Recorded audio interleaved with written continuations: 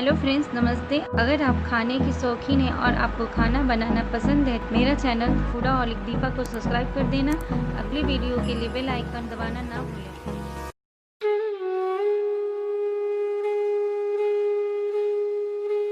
आज मैं आपको सुनाने वाली हूँ हरतालिका तीज व्रत की कथा।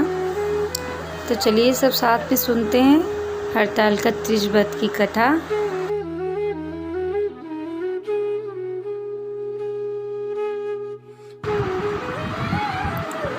यह व्रत भविष्योत्तर पुराण में वर्णित है। इस व्रत को क्षत्रियों को भाद्रपद शुक्ल पक्ष की तृतीया को करना चाहिए। जिस दिन मुहूर्त भर तृतीया हो, यानी दिन भर तीज हो, उस दिन इस गौरी व्रत का विधान है।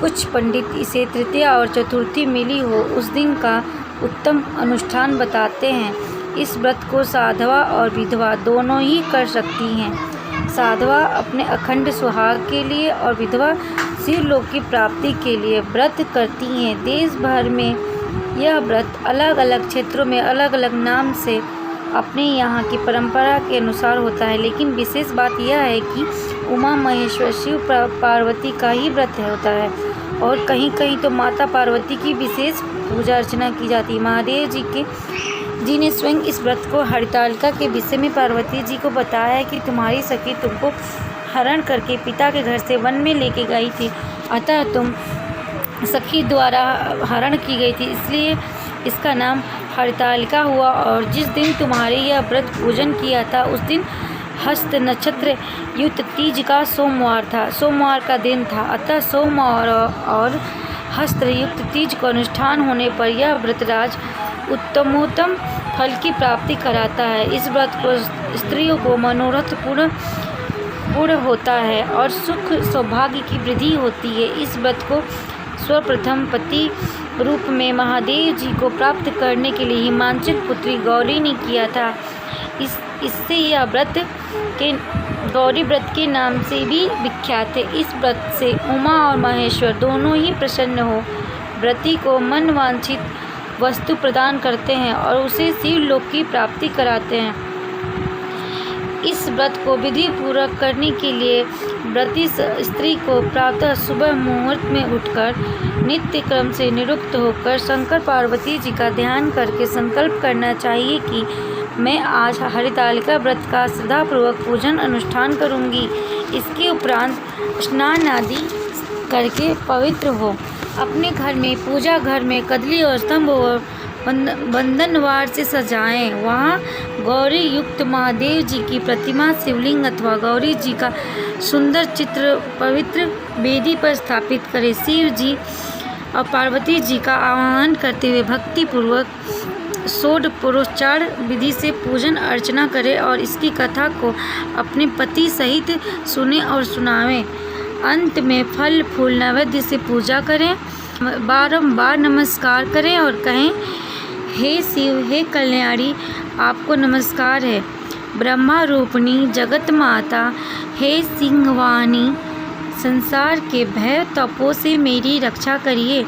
इस प्रकार शिव जी के साथ गौरी की पूजा करके आरती निराजन और फिर रात्रि में जागरण करें।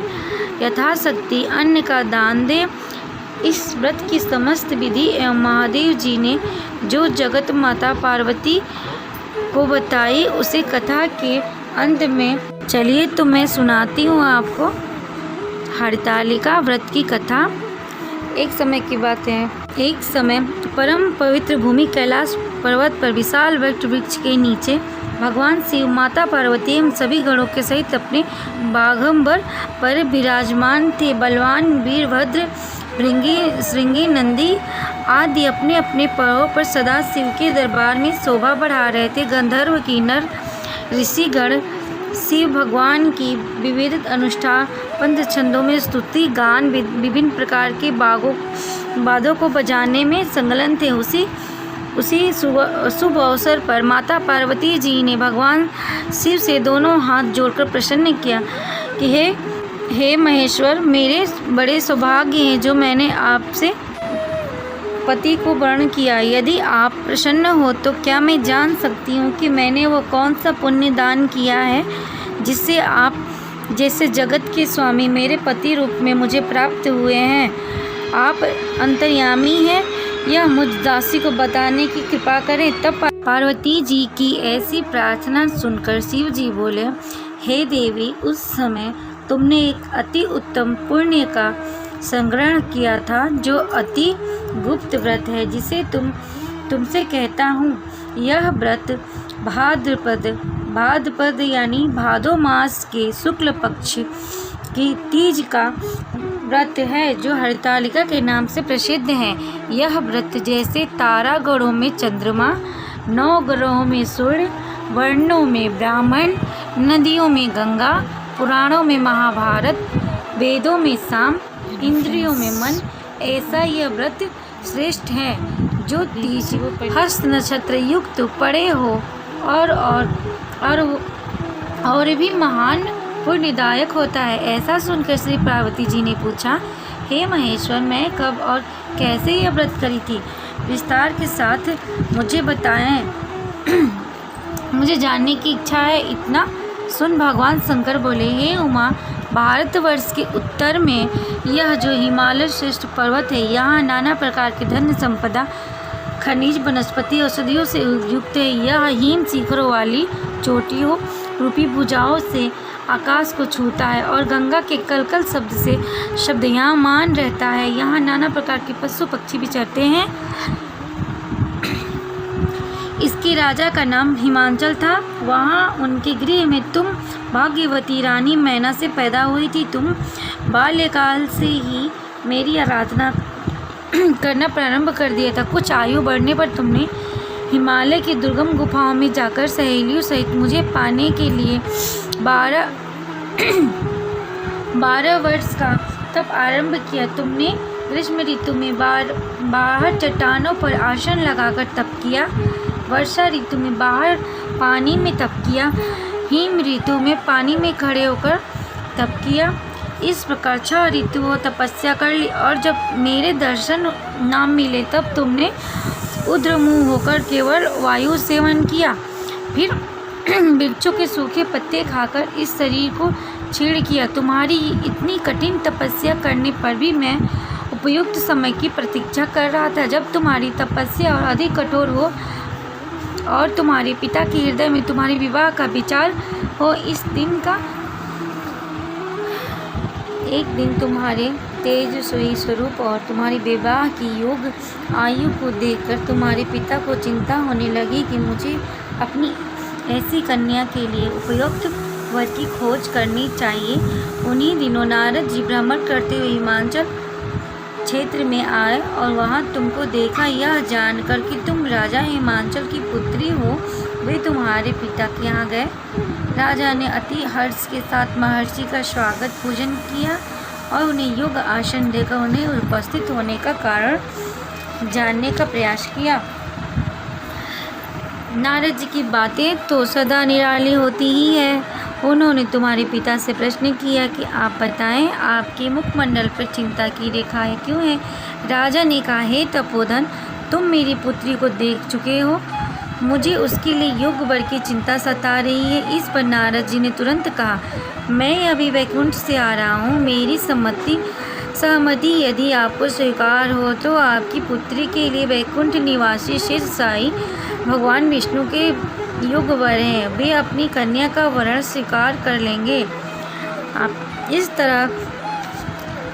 इस पर तुम्हारे पिता आनंदित हुए और बोले, हे विष्णु जी, यदि विष्णु जी को मेरी कन्या स्वीकार है तो मेरा सौभाग्य होगा और अवश्य ही मैं अपनी कन्या उमा का वरदान विष्णु जी को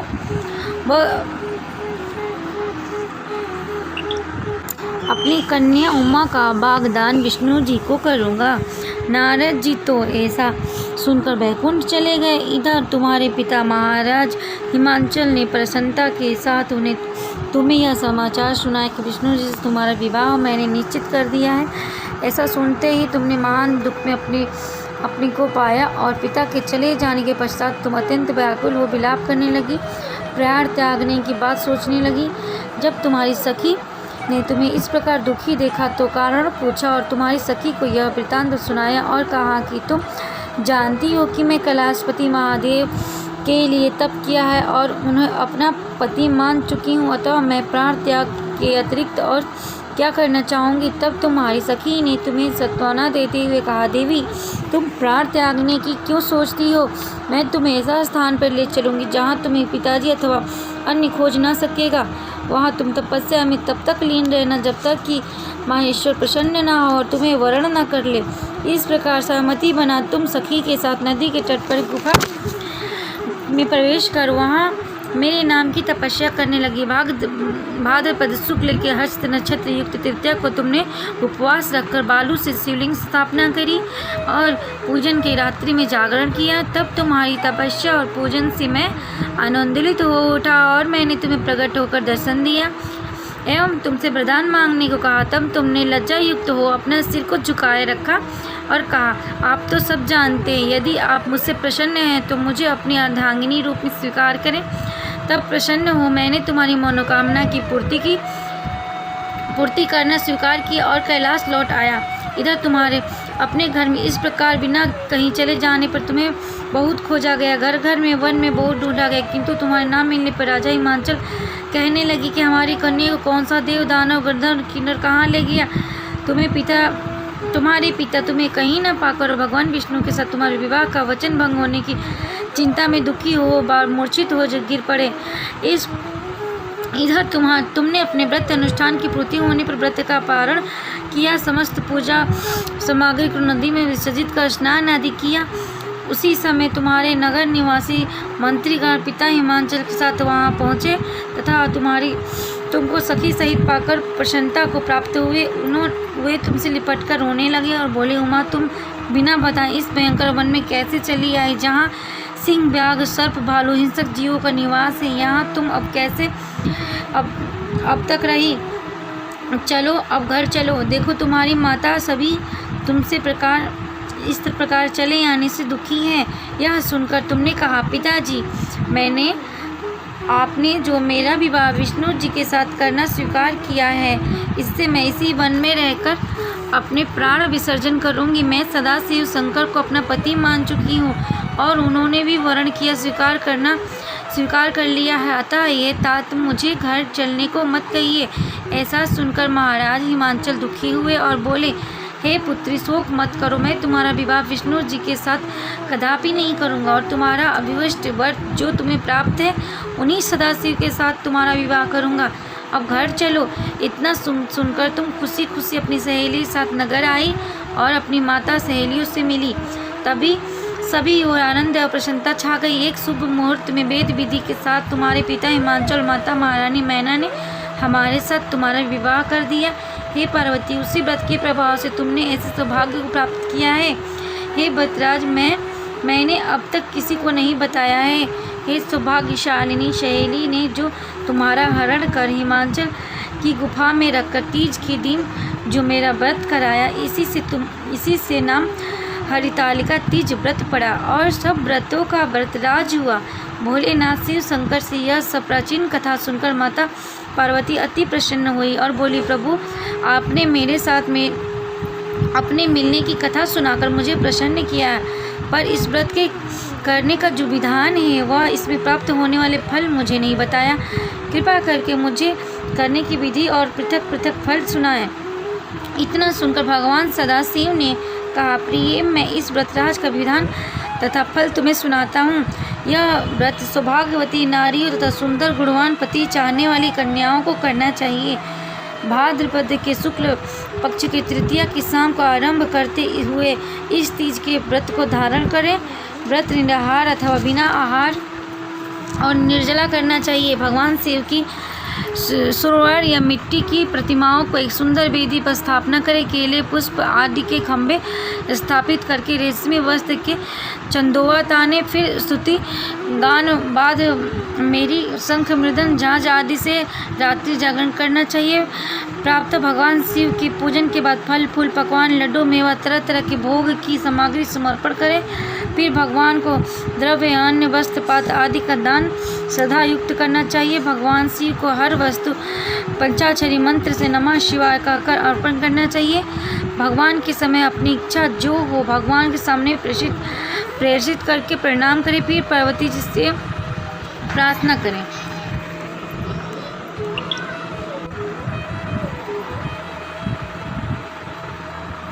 प्रार्थना इस प्रकार करें।